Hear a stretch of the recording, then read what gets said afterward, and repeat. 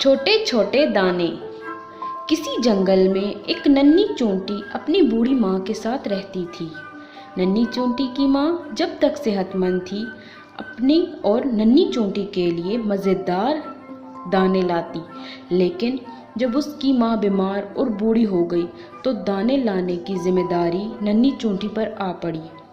اس کی ماں نے اسے سمجھایا کہ برسات سے پہلے بہت سا دانہ جمع کرنا ضروری ہے تاکہ سردیوں میں آرام رہے اور خوراک بھی آسانی سے ملتی رہے۔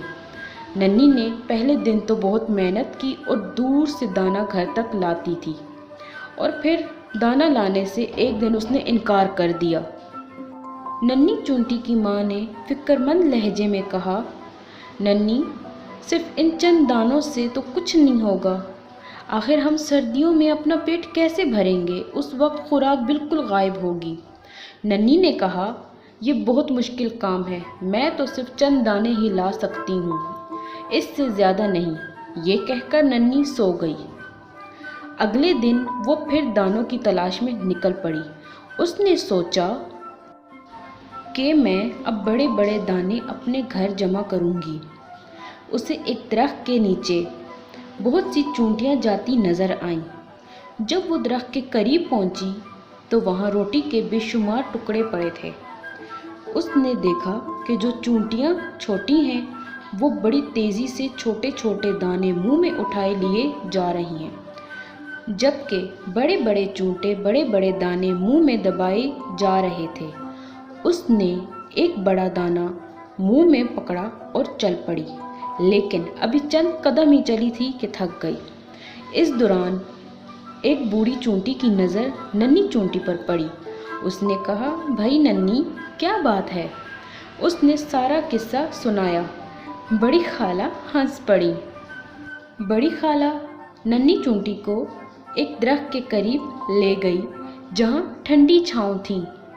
بڑی خالہ نے چھوٹی چونٹیوں کی طرف اشارہ کیا، تم بھی ان کی طرف پھرتی سے کام کرو اور چھوٹے دانے گھر لے جاؤ، بڑے دانے تم نہیں لے کے جا سکتی۔ اچھا دیکھو ننھی، تم چھوٹے دانے میرے گھر لے جاؤ اور میں بڑے دانے تمہارے گھر لے جاتی ہوں، لیکن میری ایک شرط ہے۔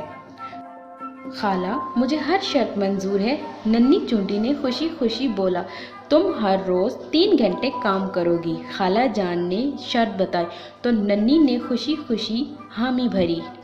دن گزرتے گئے، چونٹی پابندی سے روزانہ چھوٹے چھوٹے دانے خالہ جان کے گھر جمع کرتی اور خالہ جان بڑے بڑے دانے ننھی چونٹی کے گھر جمع کرتی۔ ننھی کی ماں خالہ جان سے بہت خوش تھی کہ خوراک جمع کرنے میں مدد کر رہی ہیں۔ جب ننھی ذرا سا آرام کرتی تو خالہ جان اسے فوراً اٹھنے کو کہتی۔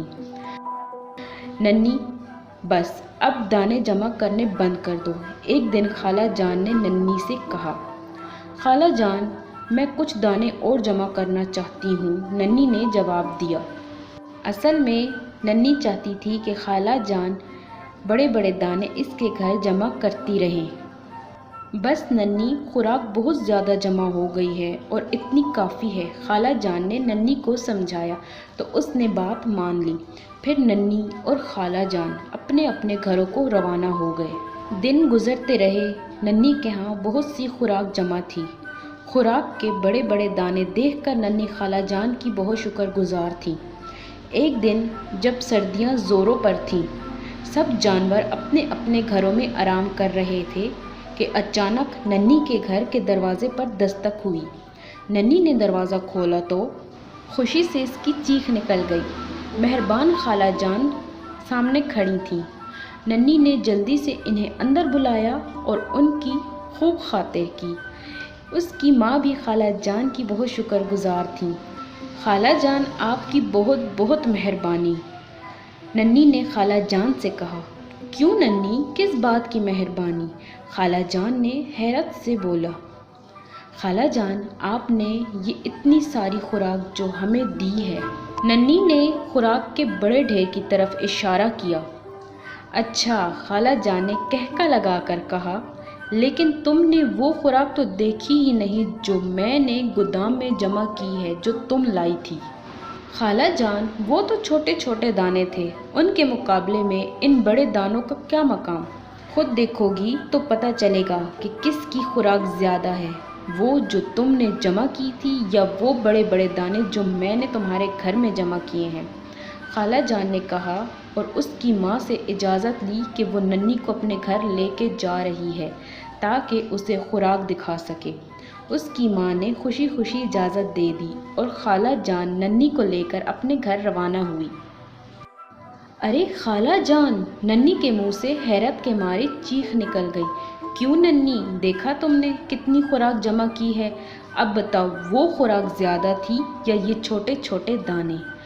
خالہ جان نے مسکراتے ہوئے پوچھا۔ خالہ جان، میں ماننے کو تیار ہی نہیں ہوں، میں اتنی ساری خوراک جمع کر سکتی ہوں۔ اس نے زور زور سے نفی میں سر ہلایا۔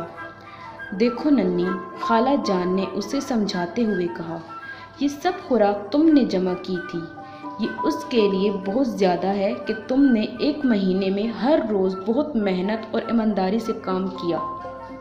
تم نے کام کے دوران ایک لمحہ بھی آرام نہیں کیا، تم نے کام بڑی باقاعدگی سے مسلسل کیا، یہ اس کا کمال ہے۔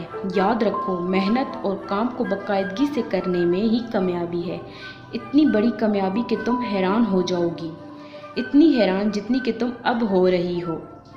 پھر خالہ جان نے ننھی کو اس ڈھیر میں سے کچھ خوراک دے دی، وہی ننھی اور چھوٹے چھوٹے دانوں پر مشتمل خوراک۔ ننھی نے خالہ سے کہا، جزاک اللہ، اللہ آپ کو بہترین جزائے خیر عطا فرمائے۔